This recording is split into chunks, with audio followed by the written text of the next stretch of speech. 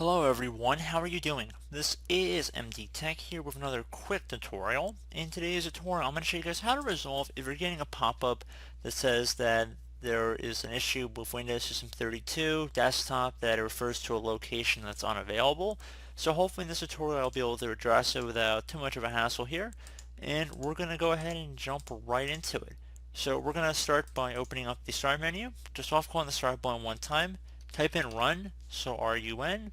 Best match should come back or run. Left click on that one time. So in this open field, you want to go ahead and type in System32. Exactly it appears on my screen. So SYSTEM 32. Left click on OK. Once you're in System32 over here, you want to go ahead and open up the config folder.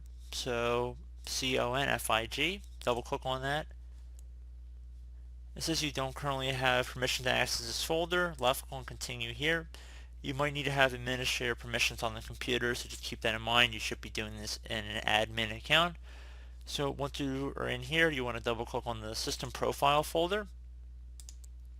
And now you want to create a folder within here, so again I might have to click on continue again. So as I was saying, now that we are in here, you want to go create a folder named desktop. So right click, left click on new,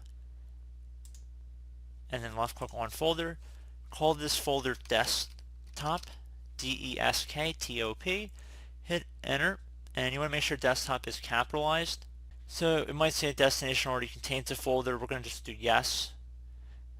So you could also delete the file folder as well, or then just create it, whatever you prefer. If the first method of merging doesn't work for you, you guys are more than welcome to just recreate it. So you could just delete desktop file folder and then create a new one.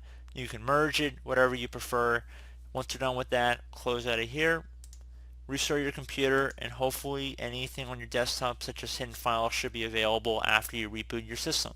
So as always, thank you guys for watching this brief tutorial. I do hope I was able to help you out, and I do look forward to catching you all in the next tutorial.